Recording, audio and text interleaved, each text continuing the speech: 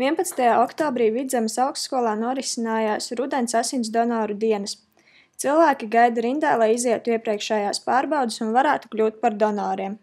VSA rīko donoru dienas, jo mūsu apvienības plānā ir organizēt dažādas pasākumus, kas iedvesmotu studentus labiem darbiem. Un šīs donoru dienas tieši organizējotās Vidzemes augstskolā, studentiem tiek sniegt iespēja darīt labus darbus tieši viņiem acu priekšā, un viņi arī izmanto šo iespēju.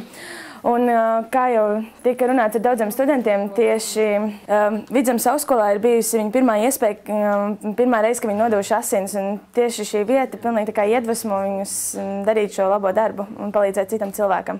Tas ir mans mazais pienākums, kas neprasa neko daudz. Es vienkārši atnāku, izdaru labu darbu, un es par to jūtos gandarīta. Un, kā iepriekš teicu, ka šī vieta tieši arī motivē, ka zinu, ka man nekur nav tālāk jādodas, ne uz slimnīcu un nekas. Tas viss notiek te uz vietas, un kāpēc neizmantot to iespēju? Man liekas, pagājuši gadu gāja vieglāk nekā šogad, bet tā vispār pašjūta ir tiešām laba. Noteikti turpināšu ne tikai šeit, bet arī kaut kur citur, kur var nodot asins.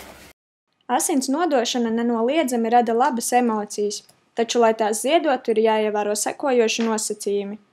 Jābūt 18 gadu, veselam, izgulējušam un vieglās brokas spaidušam. Un labu garastāvokli nākt.